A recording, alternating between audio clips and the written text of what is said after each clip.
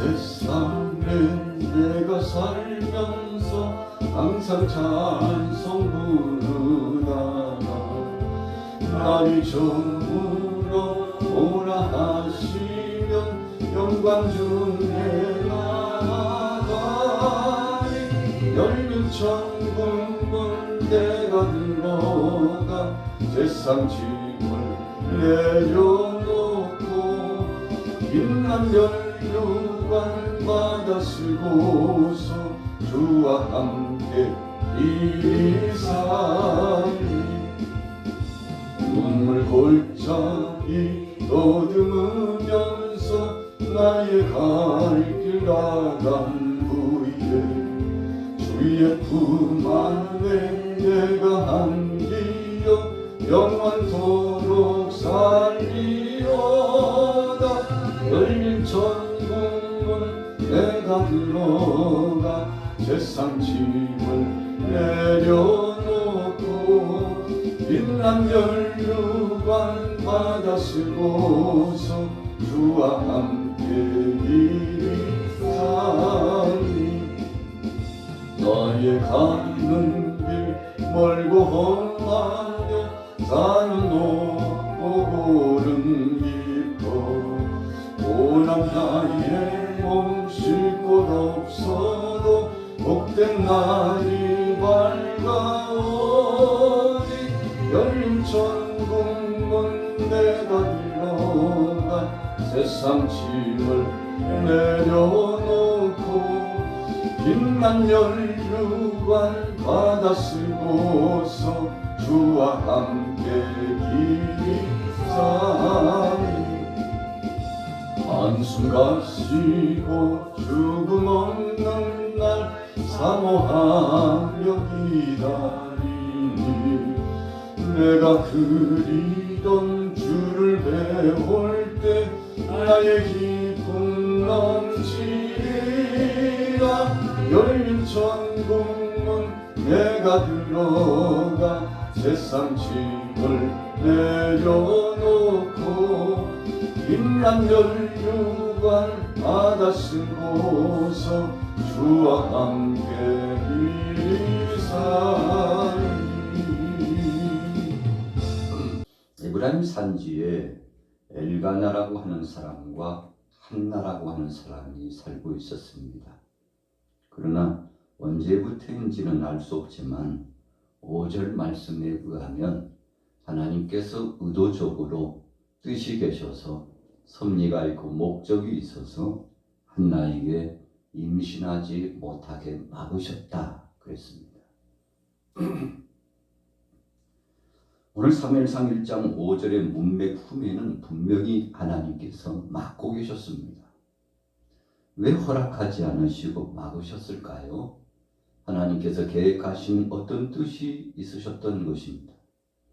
그러나 육신적인 인간적 행태의 삶으로 보면 한 여자가 아이를 생산할 수 없을 때 보편적으로 가정에서 취하는 것은 어떤 다른 여성을 통해서 후사를 잇는데 굉장한 심도의 관심을 가졌다는 것입니다. 우리가 성경을 읽어보다 보면 종종 이런 예가 나타나고 있는 것을 볼 수가 있습니다. 엘가나에게는 그래서 두 아내가 생긴 것임을 암시하고 있습니다. 한나와 함께 살아가다가 분이 나도 취하게 되었다는 것입니다. 그런데 어찌된 영문인지 분이 나는 아이를 잉태하고 그리고는 아이를 낳게 되었죠. 이 일로 말미암아 한나에게는 순탄치 않는 삶이 시작되었습니다. 6절 말씀해 보세요. 여호와께서 그에게 임신하지 못하게 하심으로 그의 적수인 분인나가 적수가 되었다고 했습니다. 어찌 보면 경쟁 상대, 자기 자신에게 있어서는 대단히 적대적인 관계가 될 수밖에 없는 그런 일이 벌어졌습니다. 그래서 분인나가 한나를 향하여서 심히 격분하게 하고 괴롭혔다고 했습니다. 처음부터 그런 것은 아니었겠죠. 처음에는 분인나가 겸손한 마음을 가졌을 것입니다. 한나를 위하고 선대했을 것입니다. 그리고 자신의 위치를 생각하고 늘 조심성 있게 살았을 것입니다. 그러나 모든 것이 바뀌었습니다. 그 이유는 바로 브닌나가 아이를 낳게 되고, 그러나 한나는 아이를 낳지 못하게 되었다는 이 절박한 상황 속에서 발생된 것이었음을 우리는 생각해 볼 수 있는 것이죠. 자, 보세요. 한나는 아이를 낳지 못하기 때문에 늘 쓸쓸하고 외롭게 보였습니다. 그의 남편 엘가나가 한나를 바라보면서 적지 않게 더 많이 사랑해 주었음을 볼 수 있습니다. 7절에 보세요. 매년 한나가 여호와의 집에 올라갈 때마다 남편이 그같이 하며 브닌나가 그를 격분시킴으로 그가 울고 먹지 아니하니. 자, 왜 이런 일이 발생했습니까? 한마디로 말하면 브닌나가 시샘한 겁니다. 한나를 더 사랑해주고 위해주는 그 모습을 보고 못마땅하게 생각을 했던 것입니다. 2절 후의 말씀에 브닌나에게는 자식이 있고 한나에게는 자식이 없었다. 그래서 엘가나가 한나를 볼 때에는 늘 측은지심이에요. 안타까워요. 숫기가 없고 기력이 쇠해진 것 같고 왠지 근심된 눈빛을 가지고 살아가는 것 같고 주객이 바뀌어버린 그 모습을 볼 때마다 엘가나가 마음이 아팠습니다. 그래서 무슨 일을 만나든지 어떤 상황에서든지 한나를 더 챙기고 한나를 위하여 사랑의 표를 주었던 것이죠.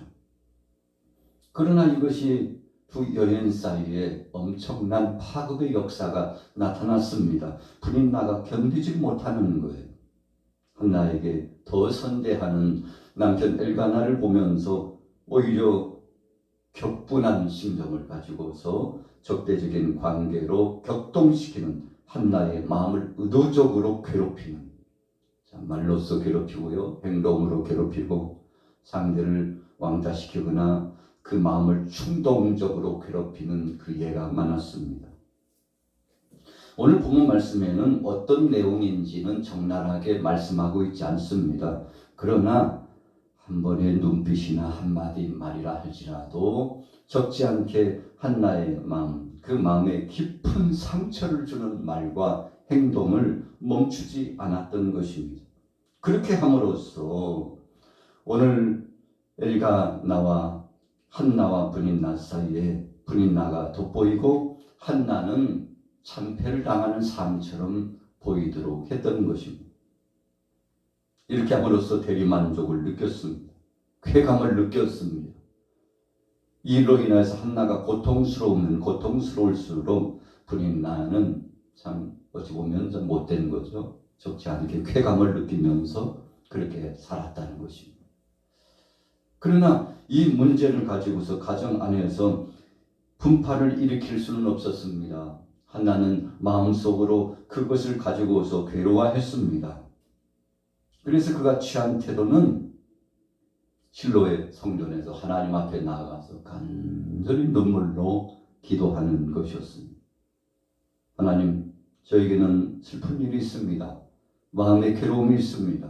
하나님, 저의 소원을 응답하여 주시고 하나님이 어떤 뜻이 계셔서 그런지 모르겠지만 저에게도 아이를 허락하신다면 소원합니다. 하나님, 아들을 주신다면 내가 그의 평생에 하나님을 섬기며 살아가게 하겠고, 또 그가 머리에 삭도를 대지 않고 나시린으로서 분별된 삶을 살아가며 그 아이는 내 자식이 아니라 하나님의 아들입니다. 하나님의 종입니다. 하나님의 영광을 위하여 올려드리겠사오니 하나님, 저에게도 아들을 허락하여 주옵소서. 여러분, 오늘 한나의 기도는 참 분명했습니다. 11절 말씀해 보세요. 마음이 괴롭고 고통스러웠을 때 그가 통곡하면서 하나님 앞에 기도했는데, 서원하여 이르되 만군의 여호와여, 만일 주의 여종의 고통을 돌보시고 나를 기억하사 주의 여종을 잊지 아니하시고 주의 여종에게 아들을 주신다면 내가 그의 평생에 그를 여호와께 드리고 삭도를 그 머리에 대지 아니하겠습니다.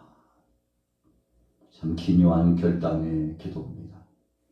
엘리 제사장이 이 모습을 보았습니다. 그런데 엘리 제사장은 착각을 했어요. 아니 웬 여자가 이렇게 성전에 와가지고 횡설수설 중얼거리면서 술주정을 하나.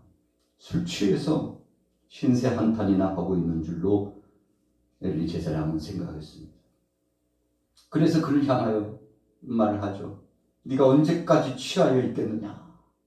언제까지 포도주를 마시고 술 취해서, 한마디로 말하면 술에 취해가지고 횡설수설하고 성전에서 소란을 피우는 여인으로서 생각을 한 겁니다. 그렇게 하지 말라는 것입니다. 절제하는 삶을 살라는 것입니다. 바른 삶을 살라는 것입니다. 부끄럽고 수치스러운 삶을 제발 살지 말라는 것입니다. 한나를 오해했습니다. 그러나 오늘 15절에 보세요. 한나가 대답하여 이르되 내 주여 그렇지 아니하니이다. 나는 마음이 슬픈 여자입니다. 포도주나 독주를 마신 것이 아닙니다. 여호와 앞에서 내 심정을 통한 것뿐입니다. 자신의 마음에 있는 이 마음 속에 묵은 찌꺼기와 같은 한 맺힌 서름과 고통을 하나님 앞에 호소했습니다. 여러분, 신앙인의 아름다운 행보가 그런 거 아니겠습니까? 문제가 있을 때마다 제단에 나와서 하나님 앞에 엎드려 기도하고, 무슨 일을 만나든지 사람에게 의논하기보다도 세상을 의지하기보다도 하나님을 의뢰하고 하나님 앞에 내놓고 토로하여 기도하는 기도자의 모습, 이것이 신실한 하나님의 백성의 모습 아니겠습니까?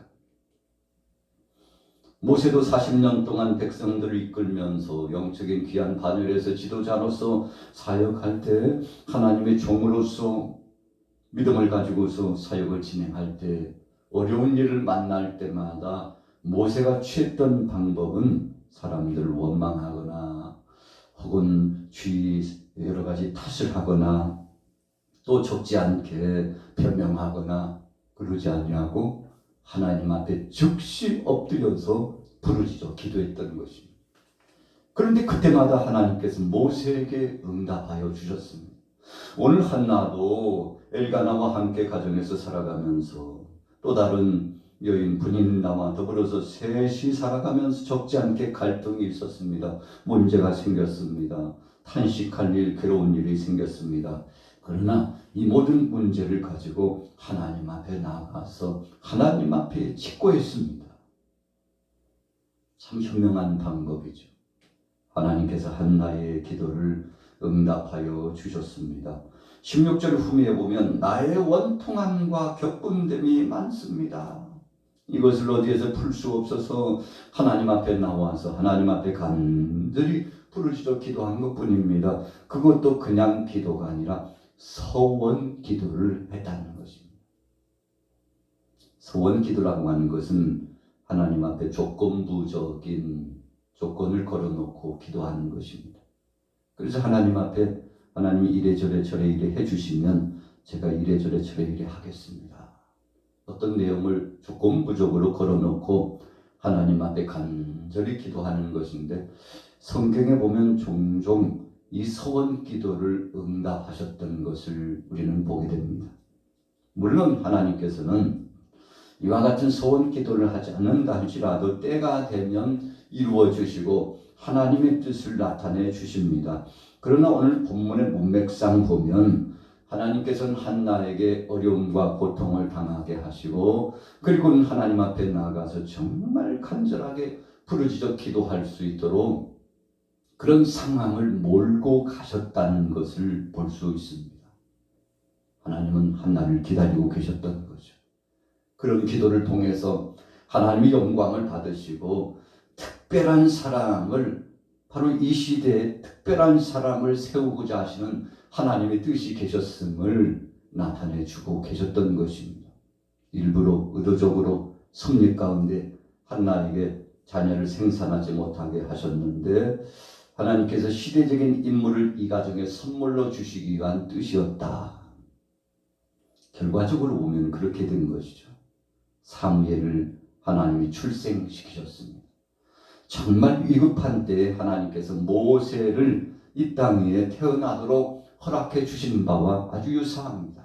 시대마다 어려운 난국을 당했을 때 하나님께서는 어떤 한 사람을 택하셔서 나라의 일을 맡기고 또 시대적으로 영적인 종교적인 신앙적 행보에 중요한 한 몫을 담당하게 하셨다는 것입니다.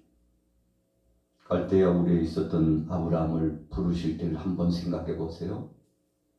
그가 75세가 되었는데 하나님이 부르셨습니다. 그 가정이 어떤 가정이었습니까?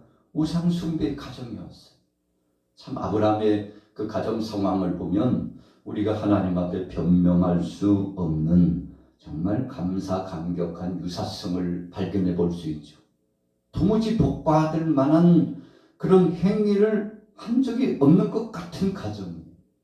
오히려 저주와 심판이 3, 4대에 머물러 이루어야 될 가정입니다. 그럼에도 불구하고 하나님께서 아브라함을 불러주시고 너는 너의 고향 친척 아비 집을 떠나 내가 네게 지시할 땅으로 가라. 너를 복의 근원이 되게 할 것이다. 하나님께서 아브라함을 불러주셨지 않습니까? 오늘 사무엘을 부르셨습니다. 왜 사무엘을 부르셨나요? 그 목적과 뜻이 무엇입니까? 오늘 엘리 제사장이 자신의 사명을 감당하지 못했죠. 참 암울한 시절이었습니다. 눈이 침침해졌습니다. 영성이 약해지기 시작했습니다. 바로 그때 하나님께서 사무엘을 부르셨다는 것입니다. 마치 사울 왕이 자신의 사명을 감당하지 못했습니다. 바로 그때 하나님께서는 어린 다윗을 미리 불러주셨어요.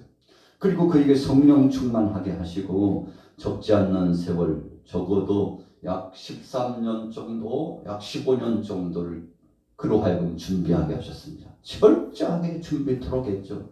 여러분 오늘 사무엘이 어둡고 암담한 그 시대의 부름을 받았는데 그래도 참 부족함이 많은 엘리 제사장이었지만 하나님께서는 사무엘의 모든 교육의 과정을 이 엘리 제사장에게 맡기셨다는 것입니다. 어찌 보면요 참 신비한 것입니다.